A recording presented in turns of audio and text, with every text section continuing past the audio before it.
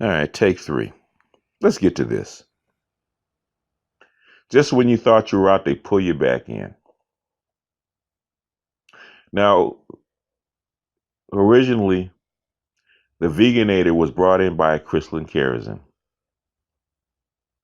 because she wanted to prove once and for all and get a white dude on camera that would say how he loved to be with black women, because he had actually got on camera because he was trolling, saying that he didn't swirl or he refuses to swirl. And Christelyn Karazin thought she was going to bat her eyelashes and convince a white man on camera that black women are better for white men than their own females, and how it was actually the fault of black men that black women weren't doing that well. Okay, that's what she wanted. She wanted an ally. Shit didn't work that way, which happens when you do a hangout, especially on live video in front of the world. Sometimes things can go south. And the snake that she brought in to bite black men bit her. Happens. But just like most black women, especially on YouTube, they double down on stupid. Now, she could have done the interview, had a disagreement with him, and let that be that. Black men would have chuckled for a second, and that would have been it. Everybody would have moved on. Then you make a video about him trying to defend yourself, like I say, doubling down on stupid, and that doesn't work out. So guess what? You get double laughter from black men, which are the men that your peers that you claim that you don't like. Then you get on camera after the black manosphere has basically gone through and clowned you and used your snake or your club that you thought you're going to beat them over the head with. They take it, they start beating you over the head with it, and you all of a sudden you can't take it. So you start crying, which is tripling down on stupid and blaming black men for not coming to your rescue. Now, I might be old and I might be getting senile, but last time I looked, nobody takes up for the person that just punched them in the face. I might be crazy, but if somebody has bullied me for a couple years about bullshit, I'm the last person that's going to come out and defend them. And for you to actually get on camera and put it out on YouTube crying because the same people that you have been beaten up on, that you have been talking shit about, didn't come defend you, is either the height of arrogance or the height of stupidity. You take your pick. Continuing. Now that everything has gotten back to normal and supposedly everybody is taking their losses and take their bumps and bruises, the swirlers are on their side doing their thing. The wig towels or whatever you want to call them are on their side doing their things. And black men have basically, for the most part, forgotten about it and have moved on. But since black men aren't really paying attention to you anymore, because I'm probably pretty sure you made a whole lot of money with those black girl tears and all that stuff was going on with wig towel and the vegan. I'm sure you made a whole lot of money. So a whole lot of revenue happened, even though you were suffering on camera. And I always said there's something about women, and black women especially. It's better if you love them. They don't mind if you hate them. But the one thing they can't stand is if you ignore them. And for the past couple of months, basically, black men have ignored Christelyn Karazin. Now, the first two videos that she put up about him, look who's swirling, him being with a black woman, about the Vegainator, nobody even said anything about him, because basically, black dudes have moved on. We got what we needed out of the Vegainator, and we moved on. We don't, he's a white dude. He's gonna go back to his white world and do what he does, and we're gonna move on and do what we do. But the two videos about him swirling and having a black woman, that wasn't good enough because nobody paid attention to that. So then we produced a video about, even he produced the video because nobody was paying attention to him or you because of a black woman. Then you put out well, black men paid him, were fooled by him, gave him money to say what he says because black men were tricked by him. All of a sudden, we look like fools, or black men that supported him look like fools. And the only reason it even got traction is because black YouTubers repeated it. The Vegainator got $15,000 for from foolish black men because he said something about black women. And black men are so stupid because they supported this racist white boy. A racist white boy that happens to be doing what? Cavorting with a black woman on camera. Can't be too racist, can he? And he has a black woman on camera. It was one thing, one part I had to laugh at. You know, I happened to have, I wasn't going to watch the video, but, people kept talking about it. So I said, let me see what he's actually talking about. So I see the black girl.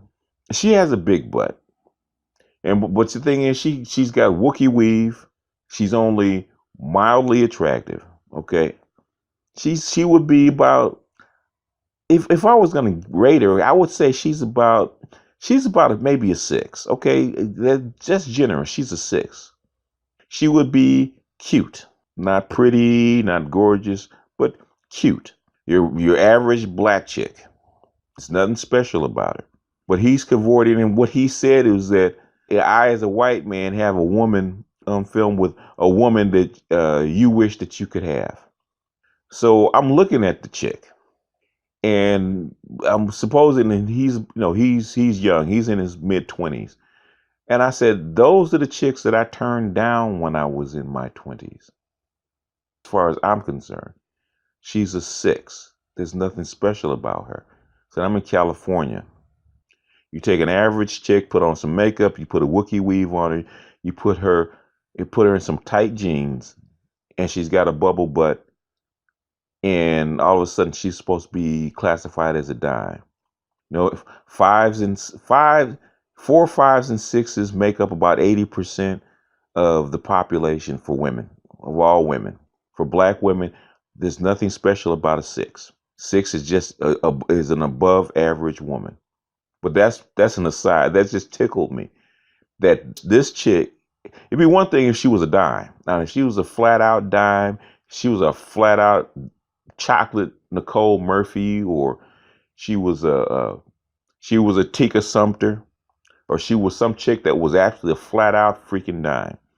That dipped in chocolate chick. Then he could say something. But you get an average black chick and feel like you're doing something. And then Christelyn Karazin puts it in front of our face like he's doing something. Karazin, you look better than her. Come on. Okay. Now, it's about the $15,000. Now, it's been floated that Tommy Sotomayor gave Duke $15,000 because basically you had chicks trying to ruin his site for him speaking whatever truth or whatever opinion he had because they were butthurt.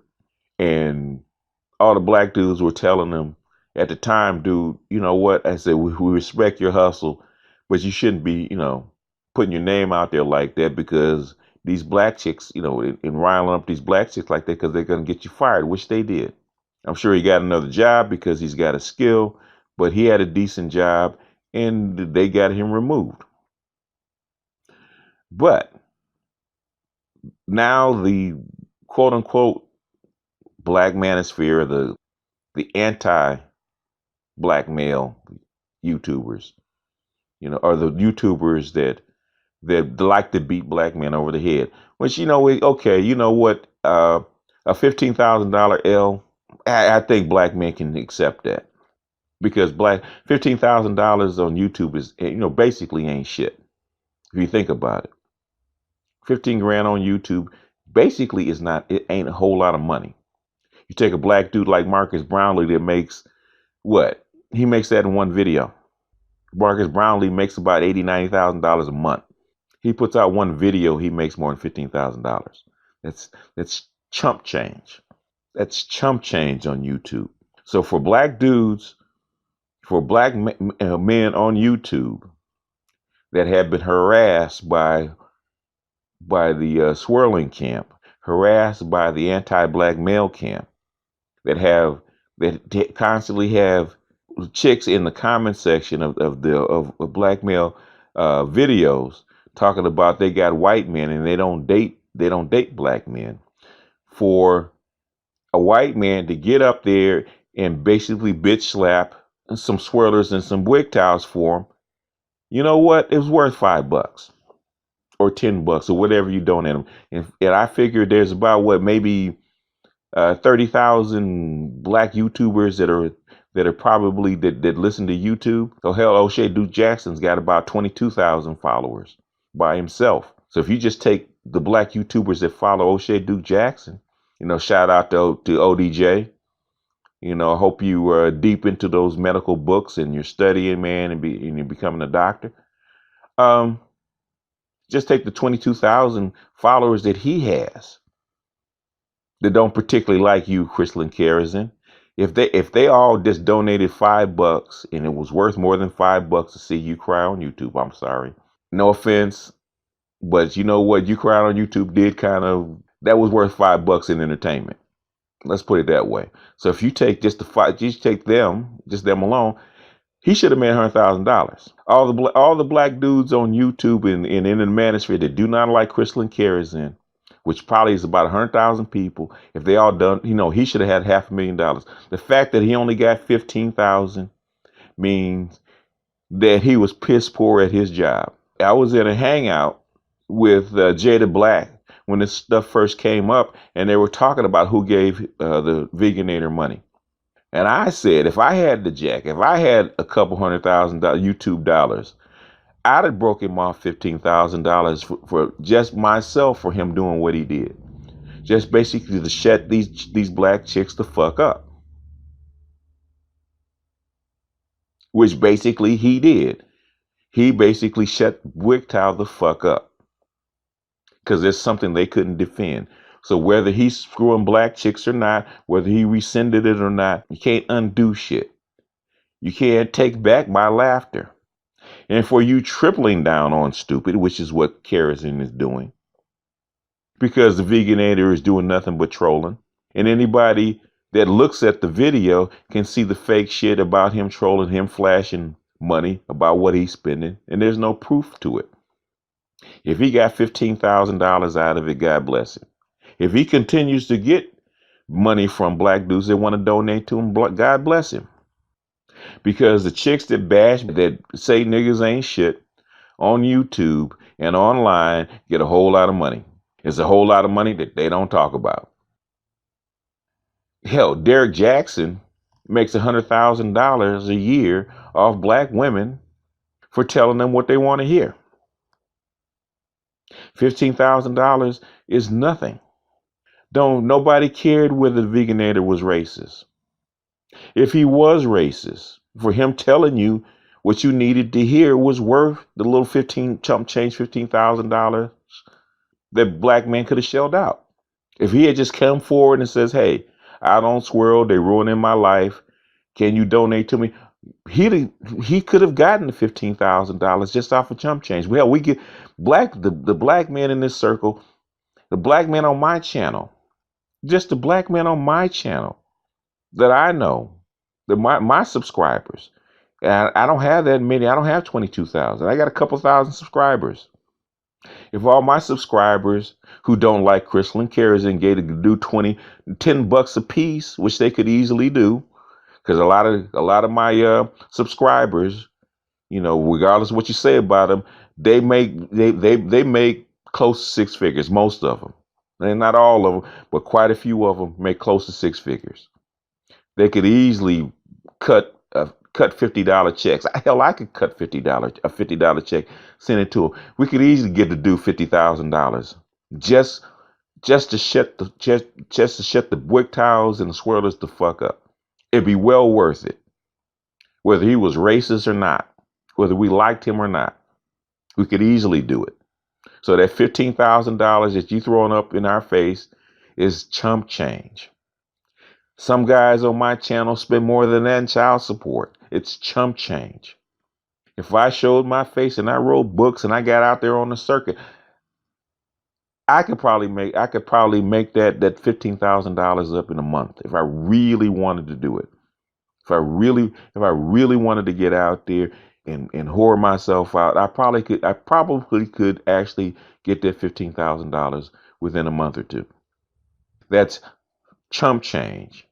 The job he lost was worth more than that $15,000. Put in your life, put in your livelihood at risk for going online and saying shit just because you want to get attention was a net loss for him. So if he's laughing at black men because black men gave him $15,000 and you lost your fucking job as a nurse, and if you're a nurse where you said you were a nurse, that you probably were getting $30 an hour. If you're getting $30 an hour, that means you were earning like $70,000, $75,000 a year. So for you to lose that job over $15,000, who is the idiot? Black men that use you against black women, or you for stepping in that breach and losing your job that could be worth between $75,000 and $100,000? Who's the idiot? Us or the white man that lost his job? Let's be blunt about it. Let's get down to dollars and fucking cents. While I'm on a rant, I might as well go all the way in because my subscribers like when I go all the way in. There's a certain YouTuber, and she knows who she is, that always comes in on my comment section. I haven't banned her because she's not too abusive, you know. As long as females aren't too abusive, I don't actually delete them and I don't block them because that's just, I think, is good YouTube etiquette. A lot of the females don't follow it. But as long as you don't write essays or manifestos in my comment section and you're fairly non-abusive, I won't block you. So I don't block her. She knows who she is. Shout out to her. But the fact every time she comes on, she always comes on and says she doesn't date black men. She only dates white men. And she kept doing it until one time we were going back and forth in the comment section and she was talking about her white boyfriend, not her white husband, but her white boyfriend. And she did it one too many times.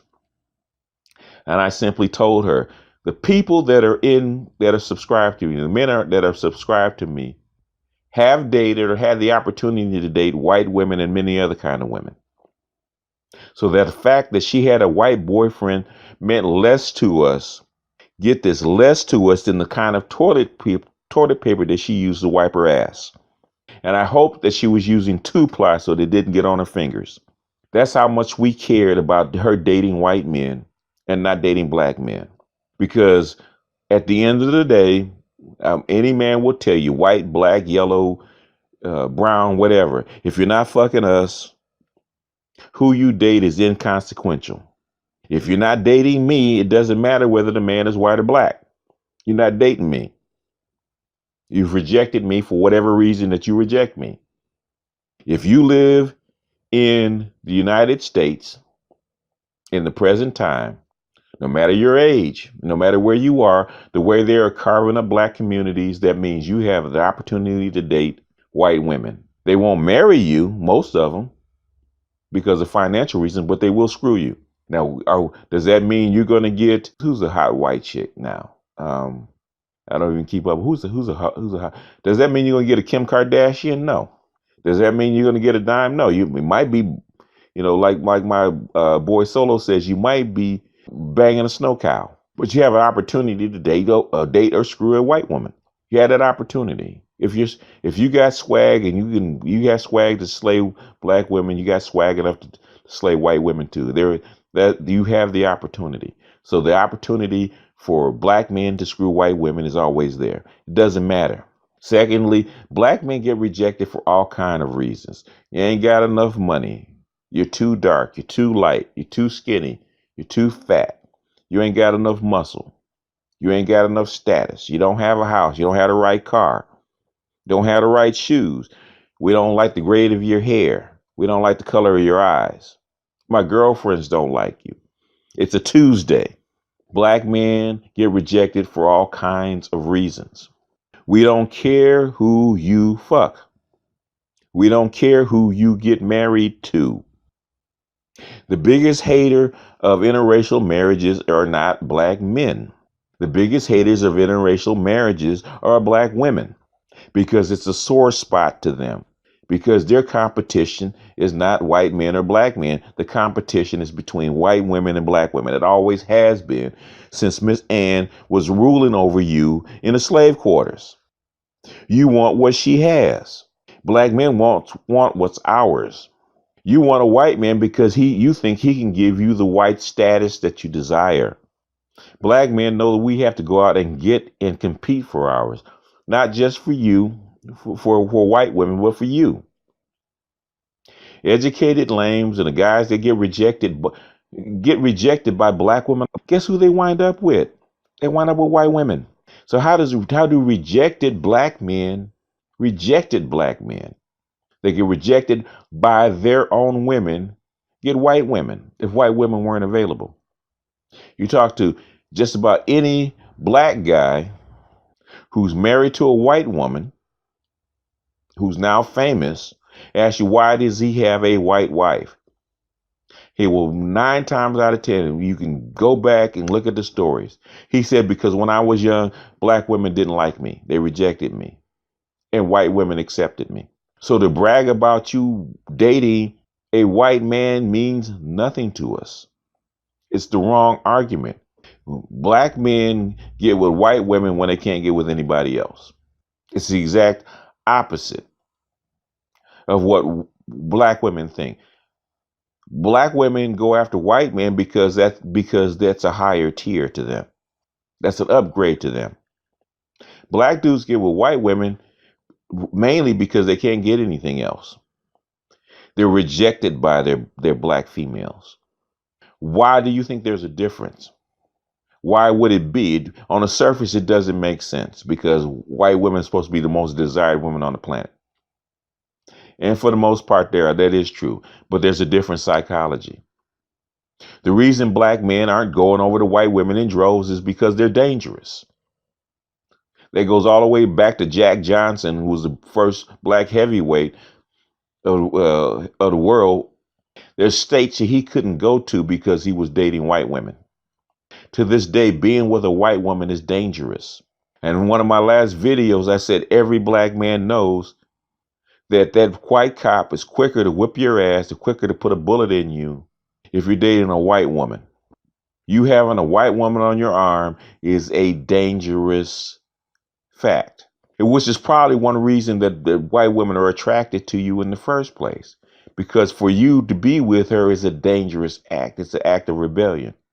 Same thing with her being with you. It's an act of rebellion because it's dangerous to her also. Black men don't go out publicly seeking white women because it's dangerous to do so. That white woman has to basically or damn near approach you. Everybody knows that. Which is basically, if you think about it, which is basically the reason white men don't approach black women. Because they know in their minds, they would know what would happen if a black man approached their women. There'd be a high price to pay. But nobody deals with the psychology and the cultural psychology of black and white.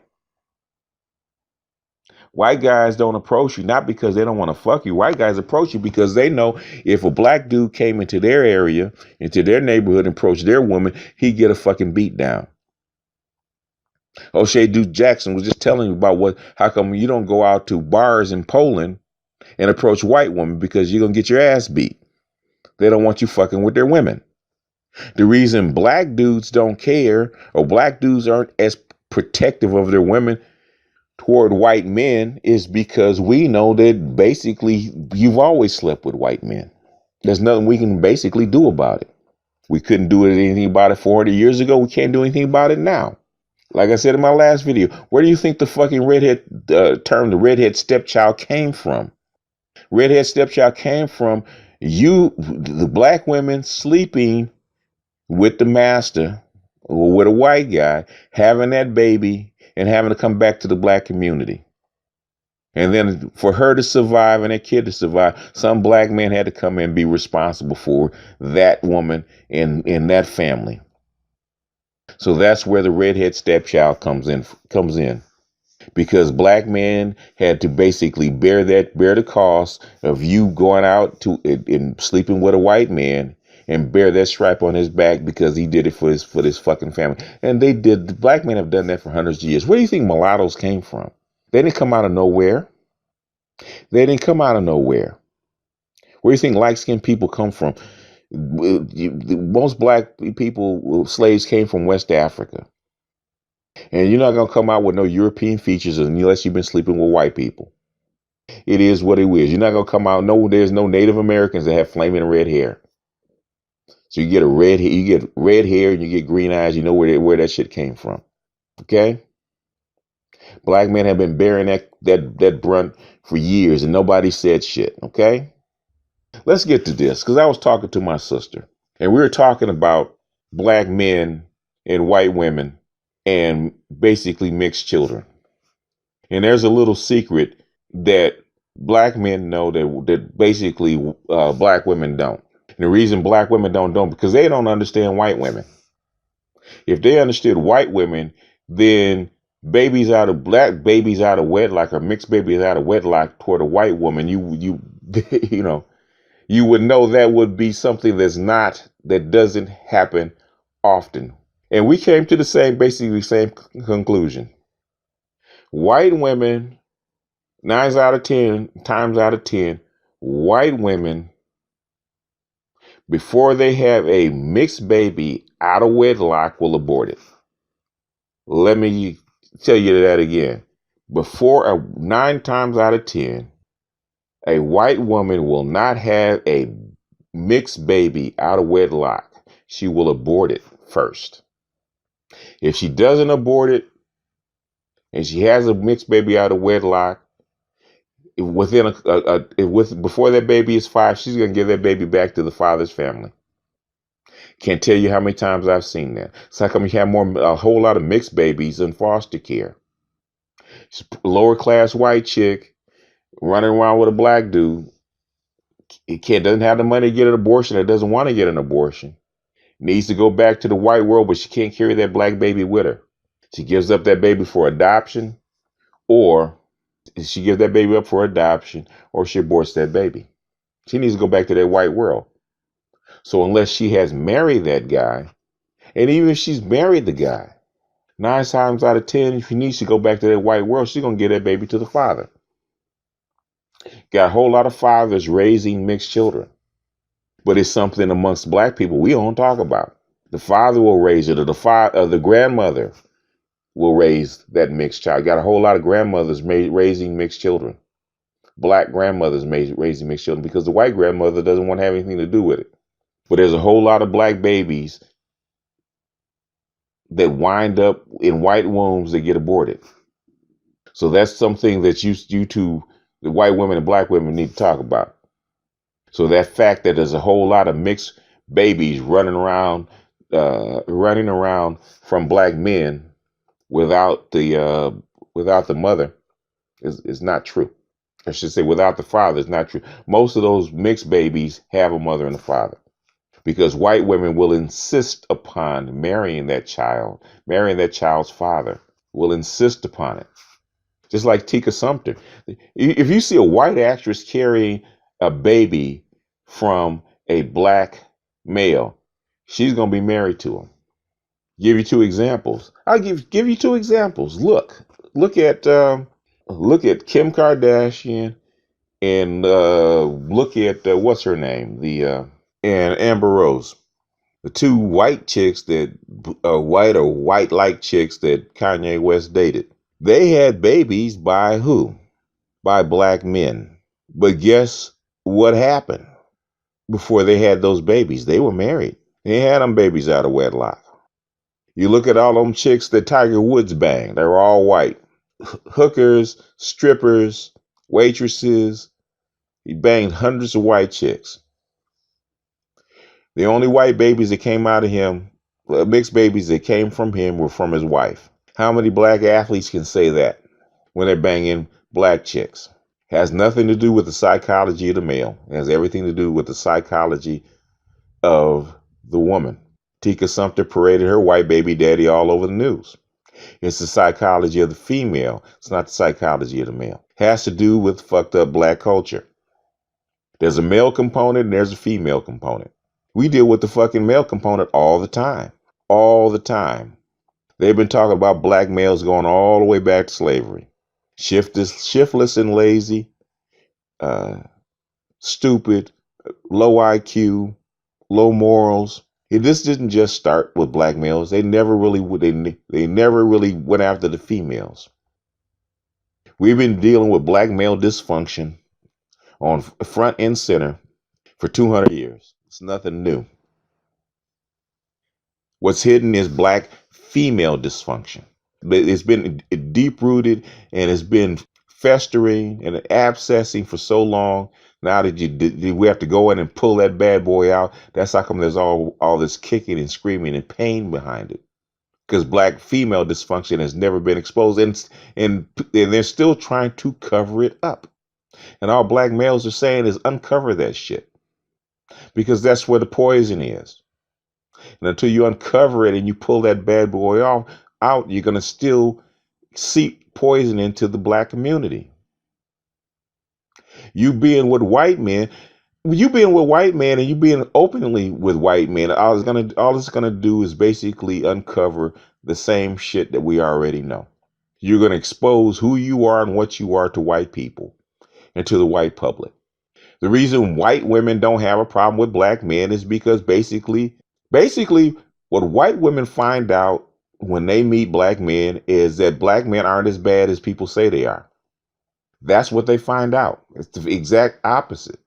When black men have been castigated by black women and white men so much that we have this negative stereotype about us that's been paraded through the media for hundreds of years. And when white women actually start to notice you or be around you, what they find out, he's a man just like anybody else at the end of the day. And there's no difference between a black thug and a white thug. Very little difference. There's very little difference between a poor black man and a redneck white boy. The only difference between a redneck white boy and a poor black man is his white skin. He can actually hide in the white community. It's the only difference. Black dudes can't hide. The difference between a black man and a white woman getting together is that each one of them knows that basically once you guys come together, you're basically in no man's land. Because you're going to get rejected by both sides. Here's what it is. You can't be in a black community. You can't be in a white community. You have to be in a mixed community. White woman knows that. Black man knows that. But I probably rattled on long enough. This is getting kind of long. And I'm going to listen to this, see if I actually want to put this up. But basically, at the end of the day, you know, Karazin and the other black chicks are talking about the Vegainator and the $15,000 and including the white man into in on our shit. Y'all do.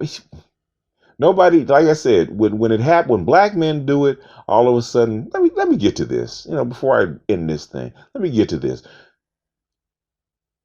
You guys can date white men, bring white men on, throw white men in our faces, talk about who you date them, that you're dating this dude and that dude, bring white dudes on to say how much they like black women and all that stuff, and nobody says shit. That white dude can make all kinds of money from black women, telling them that he likes them. Nobody says shit. The Vegainator comes on and says the exact opposite, and all of a sudden everybody has a kerfuffle. He get a little measly $15,000, which ain't shit on YouTube, which ain't shit in advertisement, which isn't shit. Brooklyn Blue can do $15,000 in a seminar just by telling black women how much ain't shit black men are. She can do $15,000 in a fucking seminar. She can do that in a fucking weekend. If Karazin could actually do what she says she could do, which is deliver white men to black women, Christelyn Karazin probably could do that in a fucking weekend. That's how much money there is out there. Get your ass out off of YouTube from behind behind the fucking mic. Write some more books and go out there on the tour. All them upscale, well-to-do black women that got college degrees and looking for college degreed white men will pay you $1,000 a piece for you if you can deliver them a white man to marry. They'll pay you the money. Karazin, you should be making a fucking $100,000 a year if you could deliver what you promise. Telling black women what they want to hear is a lucrative business. If you do it right, you ain't doing it right. If you did it right, you could get a ton of money. There's tons of money out there. If you get a black woman out of her weave, because weaves, we ain't even talk about black women. Black women spend $200 a month keeping their weave up. Okay, get a corporate white chick that needs to keep her weave up. Her weave up. You can tell a guy to get a white man or an upscale white man without wearing the Wookiee weave. If she just gave up her weave money for a year, what the upkeep for weave money in a year, you get 100 chicks, you can have $100,000 or more if you do it right. There's money in slagging black men. I'm not going to say there's not. There's a hell of a lot more money in delivering the goods. There's a hell of a lot of money delivering the goods. If you can consistently match white men with black women, there's a hell of a lot more money delivering the goods. There's probably some Asian women that'll pay you too. Well, anyway, stop basically raising a big fuss over $15,000. The only reason it makes you look petty when you do that. It makes you look fucking petty when you do that. That's what you're looking like. You're not looking like you're important. You're looking petty. Now all the other chicks talking about that shit makes you look petty. But this is the first in a series of rant. I got a couple more to do. Anyway, with that, that's all I got for this time. I know this is a long ass rant, but it's only supposed to be a 15-minute rant, and it's damn near an hour. So I'll see if I can edit this shit down. With that, this is BGS.